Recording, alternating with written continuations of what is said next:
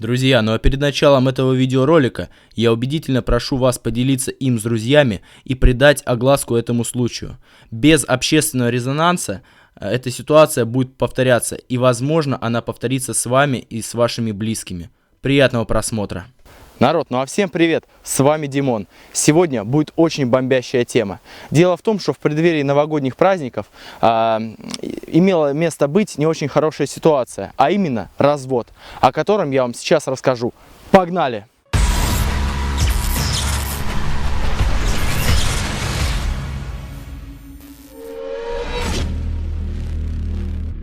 В общем, перед Новым годом я решил заехать в гости к другу. И получилась такая тема, что его родственница, значит, приходит и говорит такие слова: мальчики сейчас будут долбить дрелью. Так вот, дело в том, что его родственница, я не буду называть ей там имен, фамилии, ничего, просто этот человек заходит домой и говорит, что мальчики, внимание, сейчас к нам придет мастер и будет ремонтировать окна. Я задаю логичный вопрос: а что, собственно говоря, с нашими окнами не так? Зачем их надо ремонтировать? Получаю такой ответ, что приходил мастер и на бесплатной основе продиагностировал и выявил там изъяны, в общем, в этих окнах и предложил заменить резинки. А разговор начал с того, что он первым же делом поменял ручку на балкон. Ну, понимаете, такая пластиковая ручка, прям сразу. И попросил за это дело 1500 рублей.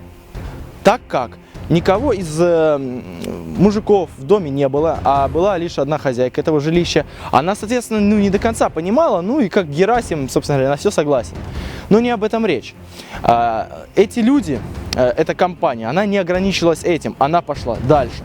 Они, значит, взяли эту женщину и посадили в машину и довезли до их офиса, где обманным путем, там, ну, как говорится, нассали в уши, по-русски скажем, реально нассали в уши.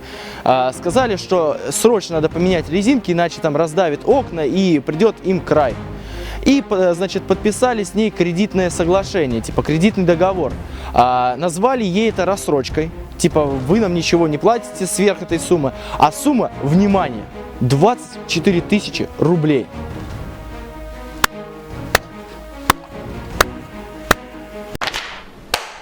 Браво, по-мужски! Так вот, после слов этого человека, что придет мастер в ближайшее время и сделает им резинки, я понимаю, что это действительно развод, что это кидалово на деньги, и, в общем, так кидают действительно пожилых людей, которые, ну, не очень осведомлены в каких-либо отраслях, в каких-либо темах. Именно таким путем их обманывают, заключают кредитный договор под 24% годовых на год. В общем, через пару минут к нам в квартиру заходит молодой человек, такой с бородой. Видео, естественно, разговора, который состоялся у меня с этим человеком, я прилагаю. Уплотнитель менять? Как вас зовут, как вы можно обращаться? Леонид. Мне Дмитрий, очень приятно. Расскажите мне, пожалуйста, а что с этим уплотнителем не так? Что с ним не так? Да. Ну это к менеджеру и не ко мне. С какому менеджеру? Ну приходил уже пацан, я Менеджер, давайте позвоним ему. Вы можете поставить чемодан, вы можете положить все свои вещи. Вот. Я уже оформила все, Дим. Вот, Просто пускай расскажут, там что есть договор, в договоре там есть визитка, звоните ему. Пускай Берите. он расскажет, что не так. Вы как мастер можете рассказать? Ну, конечно, могу. Да, пожалуйста, расскажите. Что вы держите? Там все Что тяжелое. вам рассказать? Давай, пойдем. На кухню пойдем. Давайте на кухню скоро пойдем. Если он написал замену, значит замена. Кто он? Менеджер. Менеджер. Хорошо, кто он менеджер? Что, почему я должен ему верить? Вы как мастер объясните, что с ними? Это уплотнитель, уже не уплотнитель.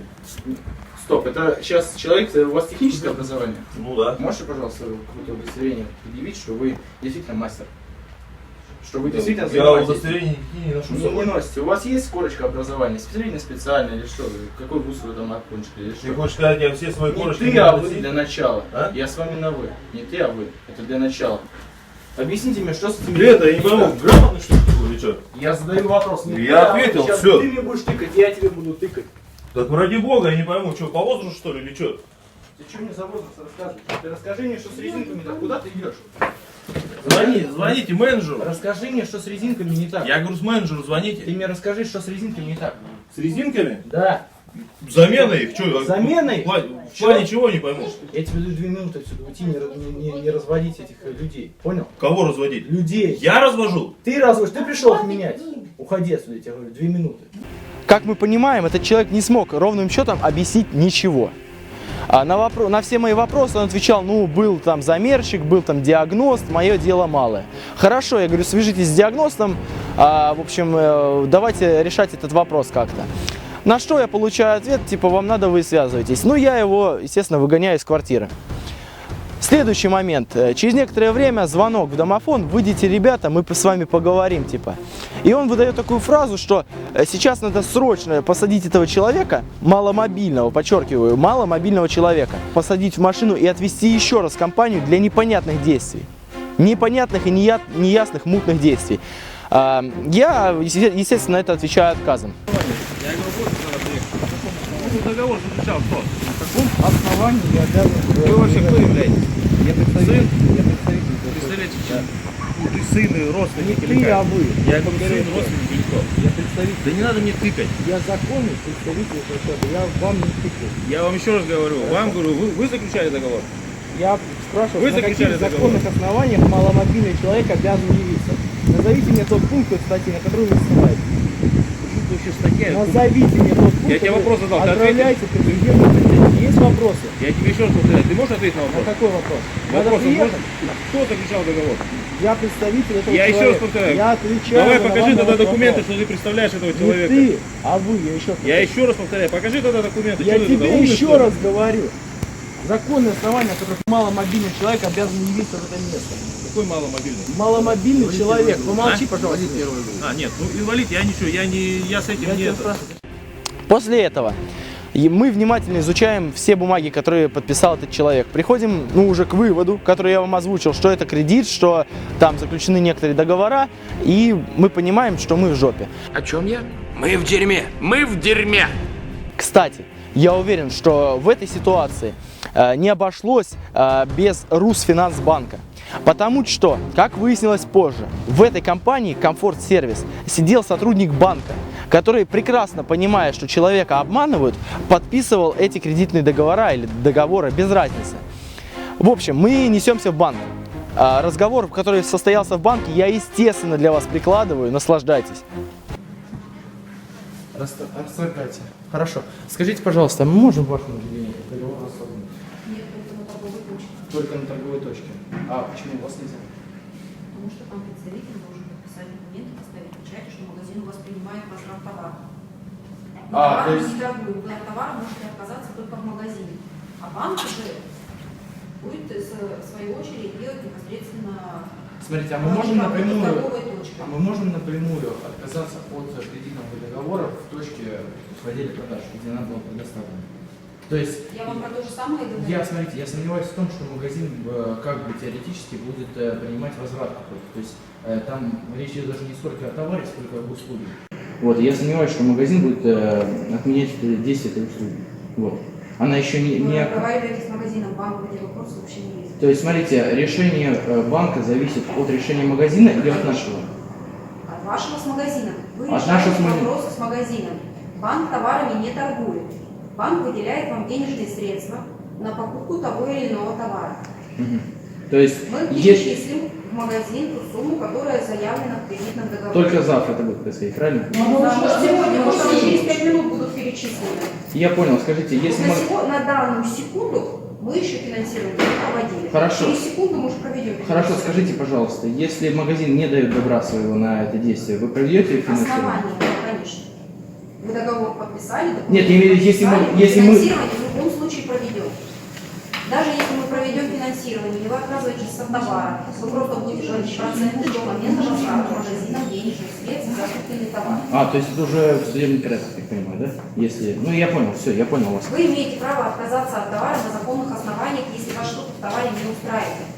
Я понял, хорошо, то есть у нас еще есть время для этого. требования Все, понял. к покупателям и продавцам, которые они выполняют. Вы заключили договор на покупку. Да.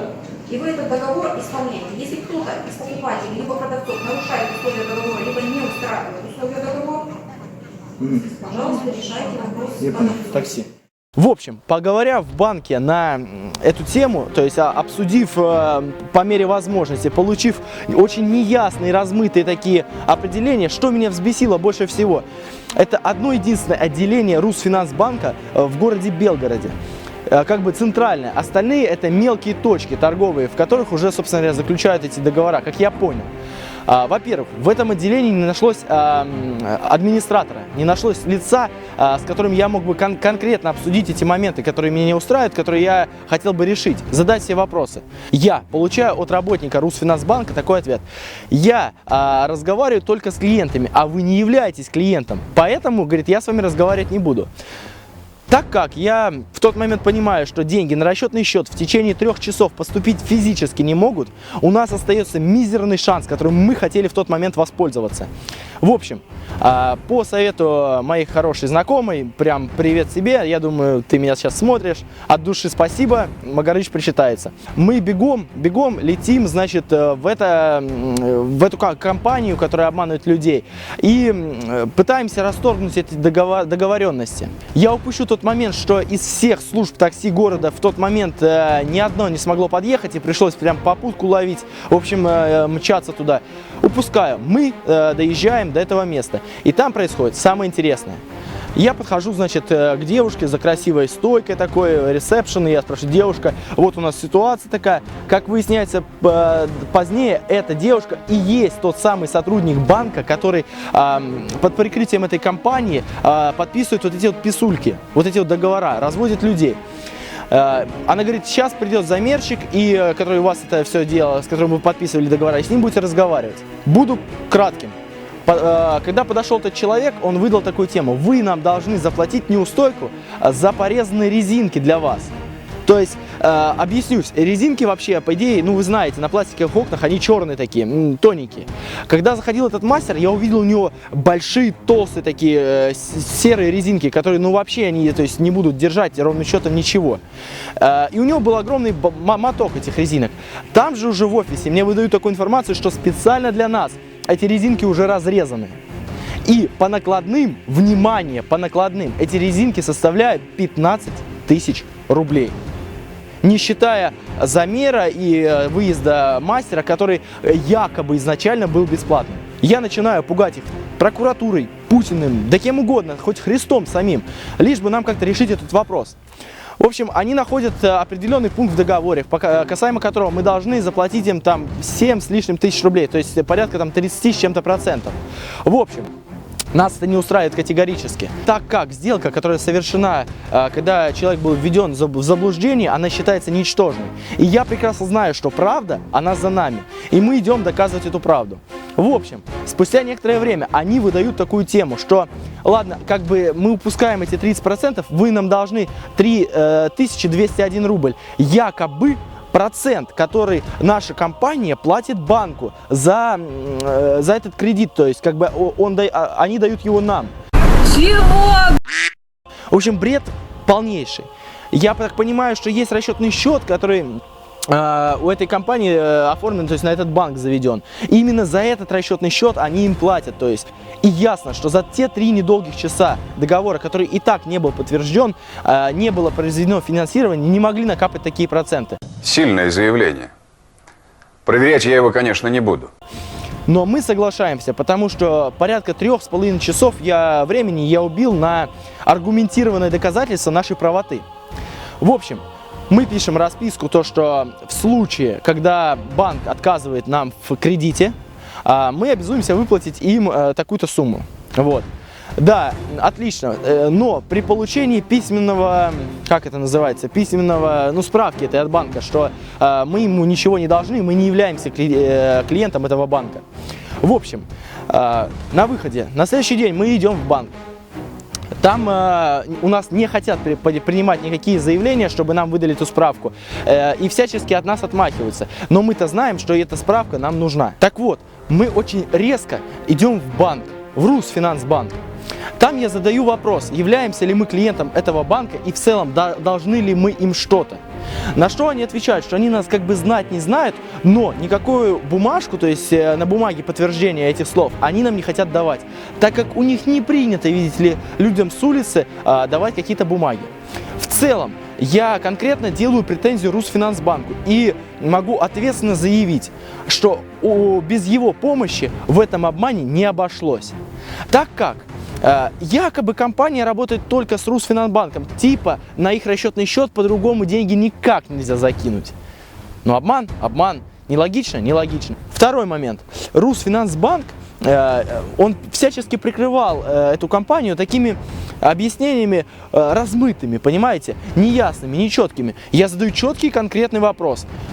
Если вдруг, к примеру, компания не захочет расторгать договор, а мы не воспользовались услугой, будет ли произведено финансирование? На этот вопрос я так четкого ответа и не получил. Не смог также я в Русфинансбанке добиться администратора, который, собственно говоря, должен объяснить, что вообще здесь происходит, почему с простыми как бы людьми, вот так вот, в кавычках, не хотят разговаривать, почему это все делается очень высокомерно, язвительно и с сарказмом. Потому что сарказм могу отпускать только я, очень едкий и тонкий такой, прям мимолетный. В общем, побыв в банке, в общем, попытавшись разобраться, я от моей знакомой хорошей получаю совет, что нам надо срочно перейти в эту компанию, прям мгновенно, забыв про все, и пытаться расторгнуть этот договор, его порвать, и неважно там выкинуть, как сказал банк, то есть расторгнуть его, раз они на это согласны. И мы выдвигаемся туда. Там мы 3,5 часа переливаем из пустого в порожнее. Нам вкатывают такие ценники, типа, вы нам должны за порезанную резинку 15 тысяч. Потом, подумавшие, находят какой-то пункт в договоре очень мутный. Как бы этот договор вообще, если его почитать, там, не знаю, там глаза кровоточить начинают, понимаете? Смысл какой? По этому пункту мы должны им 7 с чем-то тысяч. Потом они такие благородные, типа, ладно, ребят, мы давайте только процент банку, типа, 3200, который, как бы, наша компания должна ему заплатить. С вас только это. Сходимся на этом. На следующий день мы мгновенно мчим в банк, с боем добиваемся того, чтобы у нас приняли это сраное заявление, что мы не должны им денег никаких, понимаете? И опять же идем в эту компанию. Так как в банке нам сказали, что тот договор, который вчера был как бы составлен, то есть и расторгнут, как бы заявка этого кредитного договора отменена, его эти документы должны были порвать сразу же на месте. Если я ошибаюсь, напишите в комментариях, кто больше об этом знает. Напишите в комментариях, мне будет очень интересно почитать ваше мнение насчет этого развода и насчет действий банка. И в целом, я хочу, чтобы вы сообщили всем своим родственникам, бабушкам, дедушкам, мамам, тетям, дядям, неважно, что вот дверь посторонним людям лучше не открывать. Внимание, важная информация. Сейчас последуют два видеофрагмента. В первом отображен разговор меня с сотрудником этой компании. А во втором фрагменте я показываю, как надо себя вести, если к вам в дом хотят попасть незнакомые люди. А также вы можете ознакомиться с полным диалогом с работниками этой компании, перейдя по ссылочкам в описании. Там вас ожидают аудиофайлы, которые были записаны на диктофон при личном визите в эту компанию. Я вас слушаю. Смотрите, у вас там получается по ремонту окон, то есть оформлена рассрочка на 12 месяцев. Работу вам нужно будет провести, получается, ну, если вы их не проведете, получается, просто будете платить за воздух. Так вы будете платить за ремонт. Как вас зовут? Александр меня зовут. Какую компанию вы представляете? Комфорт-сервис. Комфорт-сервис, я понял вас.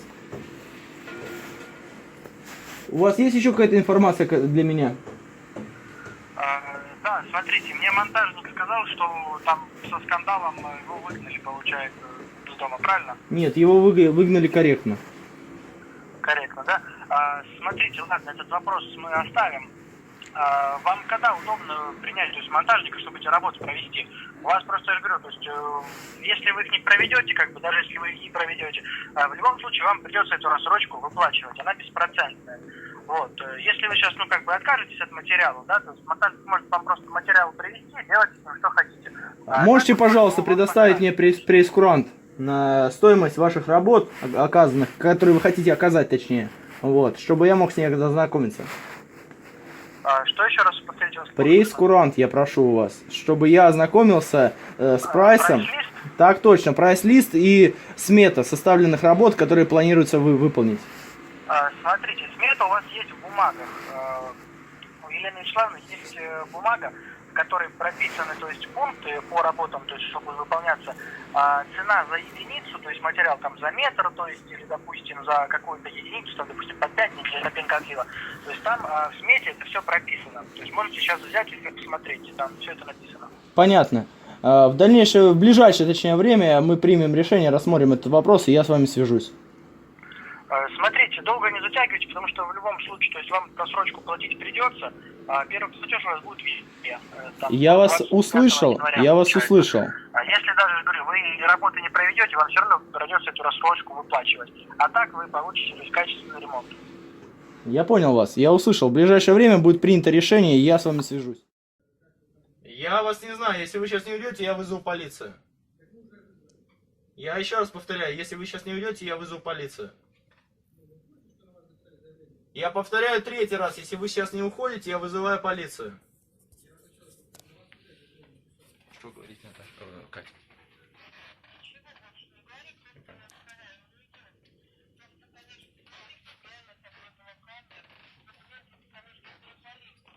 Да. Я повторяю еще раз вам, если вы сейчас не уходите от этой квартиры, я вызываю полицию. Вы услышали мои слова? Я повторяю вам, если вы не отходите, я вызываю полицию. Ожидаем полицию или вы уходите? Два варианта, первый или второй. Я задаю вам прямой вопрос. Мы ожидаем полицию или вы уходите? Первое или второе? Первое или второе? Все разговоры через суд или в присутствии полиции. Вопросы есть? Вызывайте, я ожидаю. Подводя итог, я очень советую вам быть внимательными. Я очень советую каждое слово, каждую букву в каких-либо документах, которые вы подписываете, проверять. Прям как в детском саду. Мама, мыла, раму. И так и читаем. Договор. И читаем это от первой буквы до последней. Надо вам, значит, потратить на это сутки. Вы имеете право потратить на это сутки. Вы ознакомливаетесь с документом. Если у вас есть какие-то вопросы, постарайтесь их задать компетентному человеку. Не из этой компании. Потому что у человека из этой компании, кто это делает, у него есть мотивация, собственно говоря, немножко подменить понятия, немножко сгладить острые углы, преподнести все более в радужных тонах, а по факту вас просто поимеют. Ну а всем вам огромной удачи, берегите себя и своих близких. С вами был Димон.